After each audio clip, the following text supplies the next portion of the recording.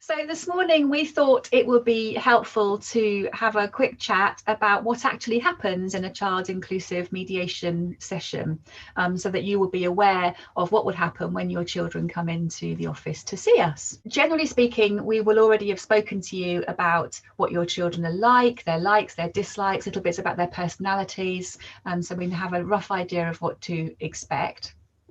And then Claire will always have come armed with chocolates and sweets and drinks.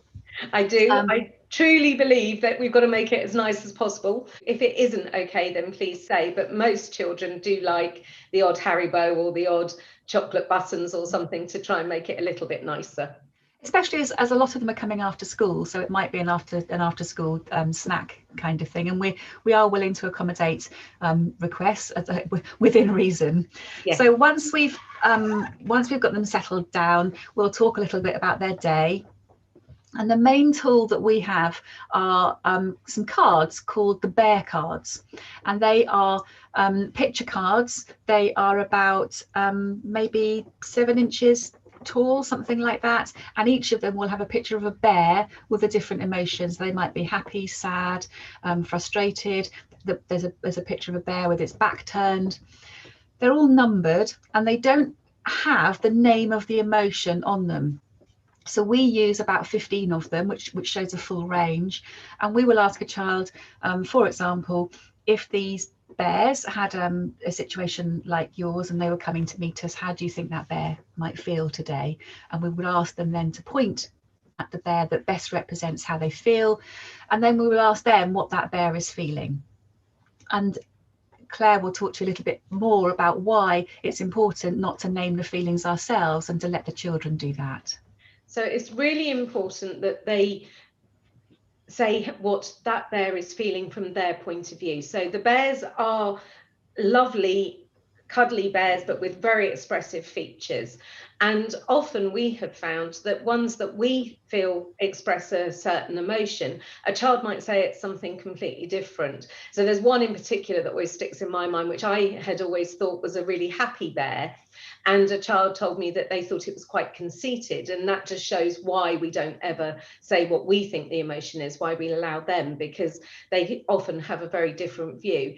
It's also really important for them to talk about the bear's feelings, because it takes the pressure off of them and it enables them to speak freely about those feelings without worrying that they are being disloyal or saying something that they feel uncomfortable. Or sometimes it's really hard for us to pinpoint our own feelings. So by being able to say what that bear is feeling, it just takes that pressure off and enables them to be open with us. And then there are some other things that we also have in our armoury depending on the age of the child. So sometimes we may ask the child to do what's called a dream drawing. So on our flip chart, on our A3 flip chart, we'll give them some pens and pencils, and we've got a range of bits and pieces, and we will ask them to I will draw a little bed with somebody sleeping on it and some Z's coming out in my little stick people way, and I will say this is you, and you are having the most spangly, sparkly, amazing dream about your family, and now could you either draw what's happening or could you tell me what's happening, and I can either write it or draw it for you. A lot of children like that aspect. They want to get up, they want to walk around, feel important, hold the pens, go on the flip chart, and they'll draw what might be happening in their family. And the interesting thing that we can get from that is where they place people in their family. So whether mum and dad or grandparents or siblings are placed next to each other, where they're placed on the drawing, and that helps us get some idea of how the children are feeling. And then Claire, the other tools that we've got are the little people. And the little people are really great. They use it's for the same purpose as Rebecca's just said. So they're little wooden people, all different sizes, so that they sort of represent adults, children, dogs, cats. We've even had some chickens. And we ask them to put them on a piece of paper and draw around them so that we can see where members of the family may be. So sometimes really creative children may draw houses and pop them in there. Some children just put them in a cluster.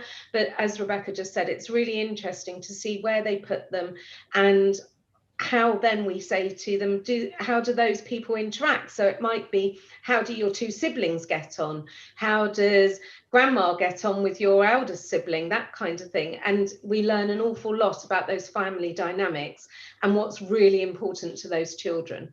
The other thing that springs to mind is 3 wishes. During the session at some point, depending on where we've got to, we might ask the children to pretend they're holding a magic wand, and they can have 3 wishes about their family. And again, we will write that on the board for them, or they'll write it themselves, and it will tell us quite a lot about their hopes and aspirations for the future, how they see their parents or their grandparents or whatever it is we're discussing, how they would like to see things happening. So it gives us quite a nice insight, and also helps us, these tools all then help us feed back to parents, because parents can see that it's come from their child. It hasn't come from us. We haven't hopefully put words in their mouth, that it really is a representation of what they wish to happen. Whether or not that can happen is a different thing, but parents often then can work together to think of some more creative solutions that they might not otherwise have done. I think it's really beneficial to hear the feedback in your children's words, because we all know our children better than anyone else.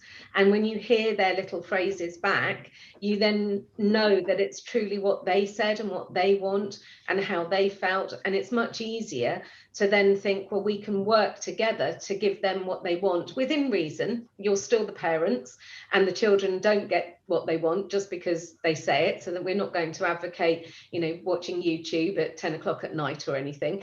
But it is really beneficial for parents to hear what their children have said, and to then be able to base their arrangements on those wishes and feelings. And in some cases, depending on the circumstances, we might help a child compose a letter to an absent parent, or a parent that is involved, or another family member.